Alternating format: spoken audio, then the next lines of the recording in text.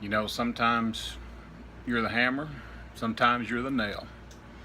Yesterday was my turn at being the nail. Got the SOCOM out, finally made it to the range for the first time. There she is. She ran great, shot great, patterned wonderfully. My indoor range is only 50 yards, but hey, it's a SOCOM. Most people that you talk to, you see on the forums, there's a debate whether to go 50 yards or 100. I was going to side her in at 50 and see what she'd do. So I loaded up some Hornady hollow points as my siders. Did a couple of sets of ladder loads for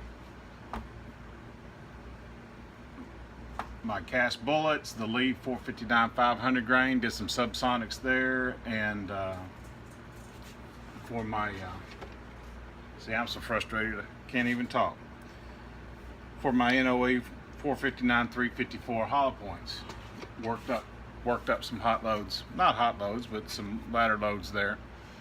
Got the chronograph out, ready to see how those did.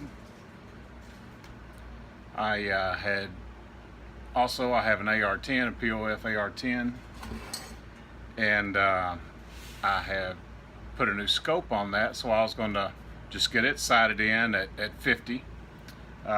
So when I do go the long range, I don't have to mess around getting windage set for it. So loaded it up. First round, pop, no problem. Second round, click. Well, that happens. Did it cycle? What happened here? Just a light strike on the primer. Well, I go to eject that round and nothing. It is frozen. It is locked up tighter than a drum. Cheers, by the way. Coffee this morning, beer this afternoon. Beer and bullets don't mix, so I'm not even going there. So anyways, back to my story. It's locked up. I've got my empty, so I only had 10 rounds in the magazine. I counted my rounds, I got 8. So I've got a live round in the chamber. It is locked up. I'm at a shooting range that is not private.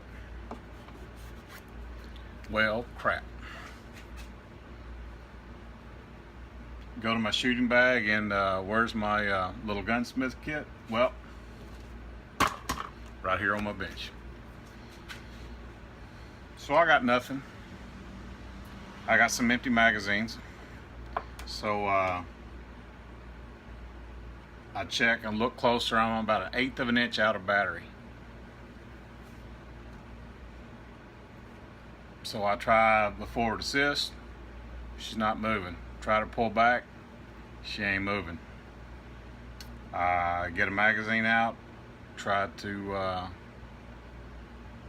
hammer the bolt back a little bit with that.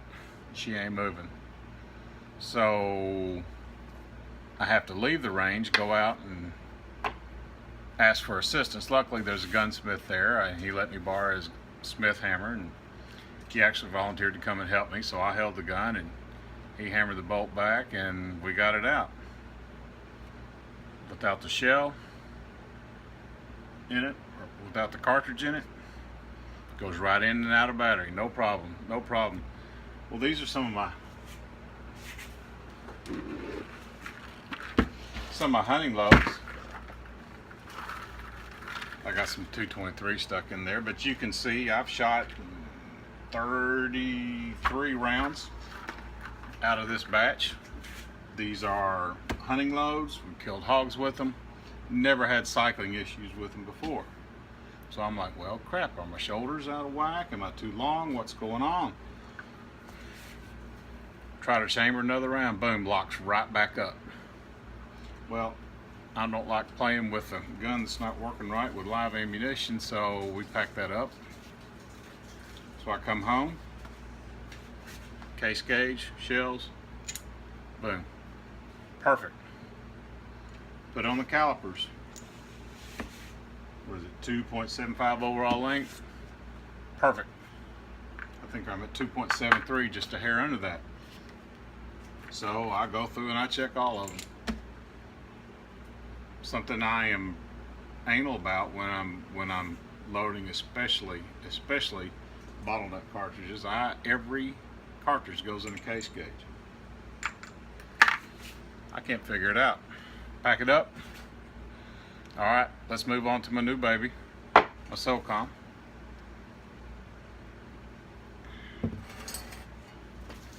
Put in the first round. Boom. Cartridge feed error. No problem. I'm told to expect that in the first 100 rounds or so. Okay, no problem. Pull back, boom, next round in. She works perfectly all day after that. All right, I get it sighted in. Man, I'm shooting sub MOA at 50 yards. I'm happy. All right, let's start working on my ladder loads.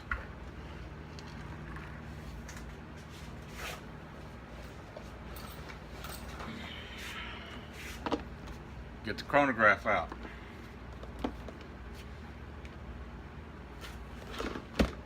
Magneto Speed Sporter. Worked great for me. Never had issues with it. Get it hooked up, plugged in. Batteries are good. I made sure I had a fresh one in there before we left.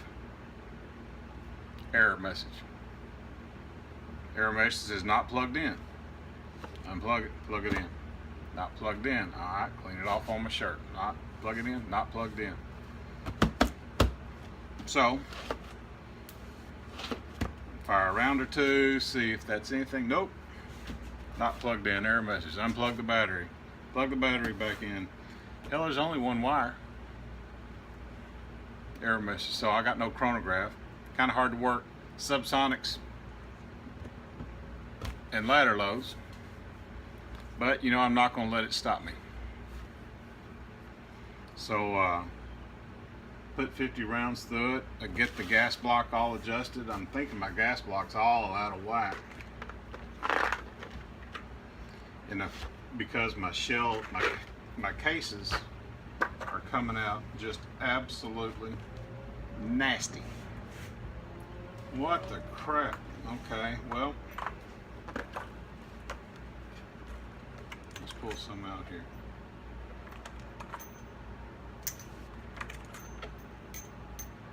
It's like I was shooting suppressed.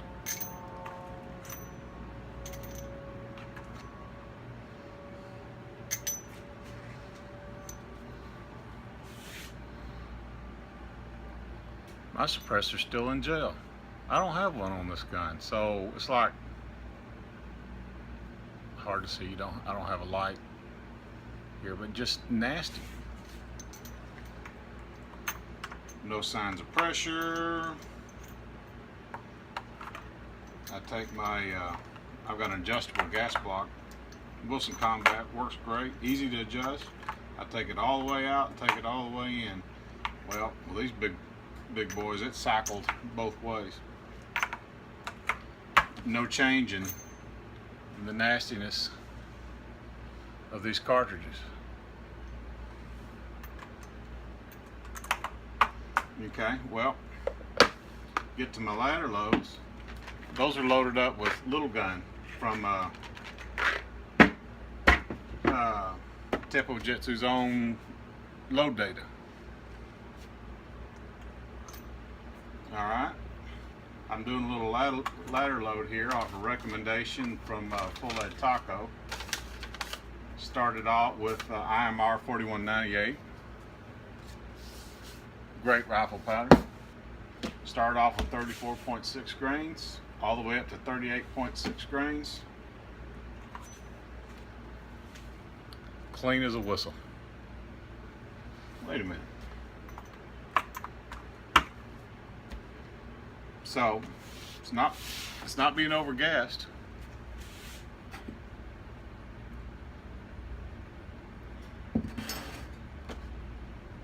It's the little gun. That is the nastiest powder. It's almost like black powder. That is just nasty. So, got me a batch of little gun that I doubt I'll ever use again, but it'll be a backup. Anyways,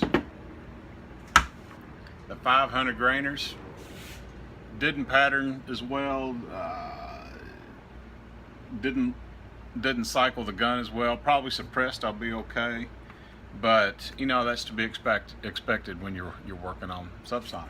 So, supersonics with the 350 NOE hollow point, running 4198 at 34 grains. It's kicking. Is it kicking dramatic? No. Maybe about like a 20 gauge shotgun. I could do that all day long. Compared to the little gun was no problem. Subsonics, again with 4198, started at 20 grains and worked my way up to 22, shooting the 500 grain Lee bullet that we cast. Other than cycling issues, it patterned well. No keyholing. Had all my targets set up great. But I don't have a chronograph to see where I'm shooting. But anyways, back to the SOCOM story. At 34 grains, it's about like a 20 gauge. No signs of pressure on the cartridges. Moving up the ladder, it was like I changed guns every time. Moving up 1 grain in powder. By that time I got to 38.6, she was kicking about like a 300 Win Mag. And I mean, she was a beast at that point. So after 25 rounds of laddering on up, changing guns every time is what it seemed like, I was glad to be done shooting by that point. But was she patterning? You betcha. Oh, that brings me to the rest of my story. I was going to show everybody the patterns, how well it was shooting. Well, there was another young man at the range at the time, and I had finished up and I started packing up. Cabled my targets back to me. Young man says, I've got a question for you if you don't mind me asking. I'm like, sure. Wasn't anybody else at the range. And he had a question about optics for me. He was experienced shooter but new to the AR world, and he had questions about an optics. So I had questions for him. You know, what kind of shooting do you do? What do you expect to do? Are you hunting? Is it home defense? Things like that. And that's neither here nor there. But as I was packing up all my gear, the conversation kept going, and he was appreciative and thanked me for my time and my opinions on things, and I loaded up my stuff and left my target hanging right there at the range. So that final blow to the nail was, I don't have a target to show you. So shooting the 350 grain, I mean, it's a tack driver. I had one, and shooting a 45 caliber, I guarantee you it was inside a nickel. A dime might be pushing it, but I mean, it was like hole after hole after hole at 50 yards. And that's using a 1-before scope. That's my hog buster right there. So I'll stop fussing. I'll show you just how nasty the gun got. Let's break her open. Oh, see, there you go.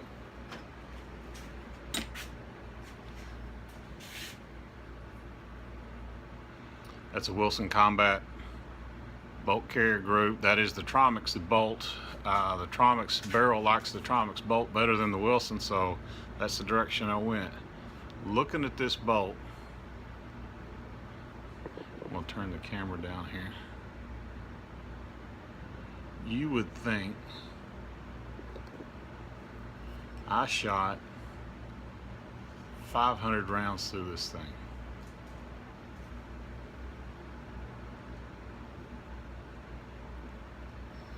I shot, with my leftovers, 80 rounds, and the last 50 were clean as a whistle. That is 30 rounds of little gun made that nasty mess.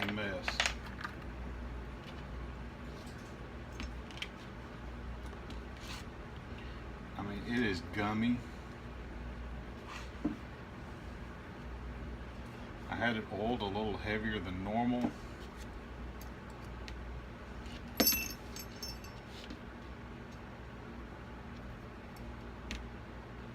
Because it was first day at the range. I mean, that's the firing pin. Less than 100 rounds, and it's just sticky, it's gummy, it's nasty. Whew, little gun, I am done. Well, she shoots great, she feels great, sounds great. I'm ecstatic with the gun. I am ready to take it hunting. Did do a little hunting yesterday.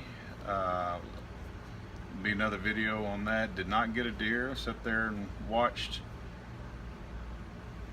2, then 3, then 6, then 8 get out and play in a field 350 yards away. I didn't get to sight in my 308, my AR-10, so I took my tried and true old trusty 30-year-old 7 mag. Get out there, relaxed, enjoying myself. I look down, get on my elevation knob of my scope, there's a gap under it. Whoa. Not supposed to be that way. So I get to looking around, fiddling. It's free spinning. Somehow it's taking an impact. So here I am, out in the field, with a scope I can't trust, and my closest shot maybe 100 yards. Where I was set up, I was all prepared to shoot out to 300 yards. Well, the hammer and the nail had a different story. So I ended up pulling the bolt. I was using my tripod like shooting sticks as a rest. I was able to bore sight it on a fence post about 200 yards away, so I was comfortable if I could get something within that range. But nothing came within that range. I walked to the truck. Guess what's standing 15 yards away from my truck, and it's basically dark at this point. 2 solo does. Well, it's time to come home and have a cocktail. So there you go. You know, sometimes you're the hammer, sometimes you're the nail.